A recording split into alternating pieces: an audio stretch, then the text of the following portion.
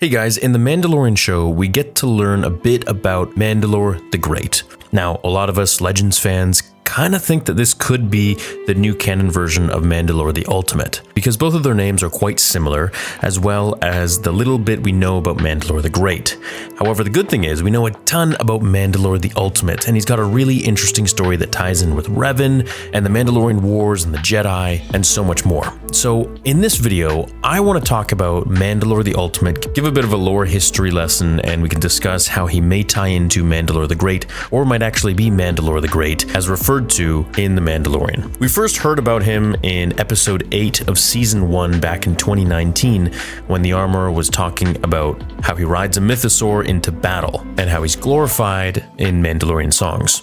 So Mandalore the Ultimate was the leader of the Mandalorian people during the Mandalorian Wars in the Star Wars universe. This was thousands of years ago. He was born on the planet Mandalore, and as a member of the Taung species, he was trained for war from a young age. He became the leader of the Mandalorian Crusaders and led them into battle against the Old Republic during the Mandalorian Wars. He was known for his red cape, battle armor, and helmet, which once belonged to Mandalore the Indomitable. Mandalore the Ultimate was considered one of the most powerful warriors of his time and tended to fight with overwhelming force and war droids. He was one of the last Taung to claim the Mandalore title and was known to some as the Great Shadow Father. He sought to lift his people from the hole of betrayal and humiliation that plagued them since the Great Sith War. With highly advanced equipment and weapons, he dominated the battlefield. He wore an armor made of Mandalorian iron, or as we know, Beskar, that was highly resistant to blaster fire, lightsabers,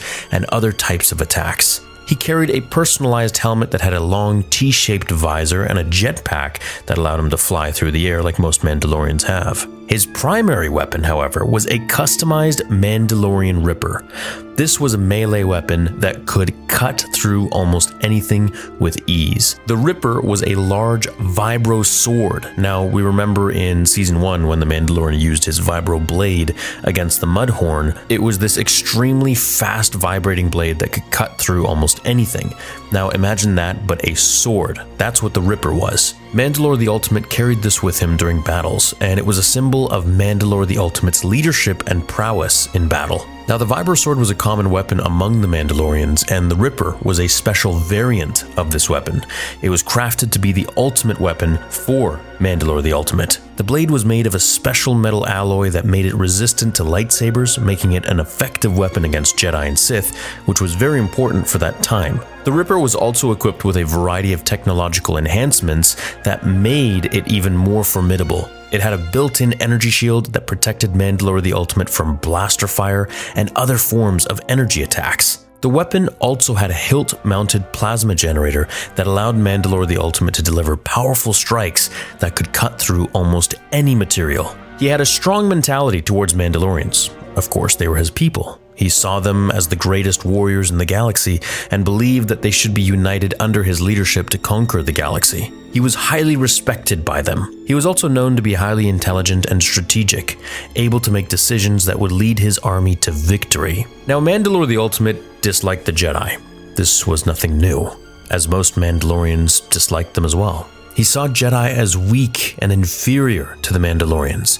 He believed that the Jedi Order was holding the galaxy back and needed to be eliminated. His strong disdain for the Jedi originated from their interference in the Mandalorian Wars. Now, the Mandalorian Wars were a series of conflicts between the Mandalorian warrior culture and the Galactic Republic, which lasted approximately 15 or so years. The wars were primarily fought in the Outer Rim and saw the Mandalorians, under the leadership of Mandalore the Ultimate, launch a massive military campaign against the Republic. Now, the Mandalorians had long been a formidable fighting force and had a history of aggression towards the Republic. During these Mandalorian Wars, they employed advanced military tactics and weaponry, and were successful in conquering several worlds on the Republic's frontier. The Republic initially struggled to counter the Mandalorian threat, but eventually rallied under the leadership of Jedi Knights Revan and Malak, who organized a massive military response. They gathered a coalition of forces from throughout the galaxy and launched a counterattack that eventually pushed the Mandalorians back. So the Jedi Order, who were opposed to the Mandalorian aggression and war that they waged on the Galactic Republic, intervened in the conflict by supporting the Republic's forces. This intervention ultimately resulted in the defeat of the Mandalorians. Mandalore viewed the Jedi as meddlers and interfering do-gooders who prevented the Mandalorians from achieving their goals. Additionally, the Mandalorians felt that Jedis using the Force was a very cheap trick and not a true measure of strength. Mandalore's hatred for the Jedi may also have been fueled by a sense of pride and honor, as most Mandalorians saw themselves as superior beings and warriors, and resented being defeated by those they deemed inferior. Now, he also didn't just hate the Jedi, he hated all Force sensitives really. He held a negative opinion of the Sith too, who he saw as just power-hungry and manipulative. However, he was much more willing to work with the Sith and ally with them if it meant achieving his goals of conquering the galaxy and uniting the Mandalorian people. Mandalore the Ultimate died during the Battle of Malachor V, which was the final battle of the Mandalorian Wars. He engaged in a one-on-one battle with Jedi Knight Revan on the planet's surface, and ultimately lost. His helmet was taken by Revan as a trophy. Now, the galaxy's point of view speculated that Mandalore the Ultimate's death was due to Revan's use of the Force, so they kind of discounted it, especially if you were Mandalorian, while others believed that he was killed in a more conventional manner. Regardless, his death marked the end of the Mandalorian Wars and the beginning of a new era in galactic history. In his last moments of life, Mandalore removed his mask and told Revan that the Sith Emperor had manipulated him into starting the war, unknowingly causing the shift for Revan to turn to the dark side. His death was a turning point for the Mandalorian people, who were forced to retreat and eventually lost the war. Despite this, Mandalore the Ultimate is remembered as a hero and a symbol of Mandalorian strength and honor. During his reign, Mandalore the Ultimate changed Mandalorian culture in significant ways. He created the Mandalorian Crusaders, a military force that brought the Mandalorian people together and allowed them to conquer other worlds. If you haven't seen my video about the different Mandalorian factions, make sure to check that one out. I uploaded it just a few days ago. He also implemented a new code of honor for the Mandalore. Now, Mandalore the Great, of course, has a different name than Mandalore the Ultimate, but he was a leader as well, if he's not the same person. And he held the title of Mandalore in the new canon. He led a series of conflicts against the Jedi Order in ancient times, and by the time of the New Republic, the Jedi had become a myth, though the battles between Mandalore the Great and the Jedi were known to some Mandalorians through ancient songs, as we learned in the Mandalorian show.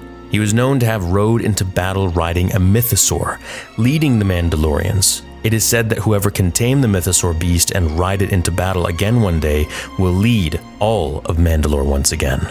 So it makes me wonder what else they're going to add to Mandalore the Great, and if we're going to get his story to be told perhaps in a Old Republic game of some sorts. Personally, and judging by the chat during all the watch parties and comments and videos, a lot of people do think that Mandalore the Great is really just the canon version of Mandalore the Ultimate, and if this is the case, this is pretty cool for us Legends fans. Let me know what you guys think. Do you want him to be the same character, or do you want him to be a new character? Thanks for watching today's video. I hope we get to learn more about Mandalore the Great or the Ultimate in canon, especially in the Mandalorian show. Maybe in some flashbacks. I think that would be really cool, and it could set up some interest for the Old Republic for a lot of newer Star Wars fans that come in just for the Mandalorian show. Thanks for watching today's video. Leave a like if you enjoyed it, and I'll catch you all in the next one. Until then, remember, my fellow Jedi and Sith friends and Mandalorians, the Force will be with you always.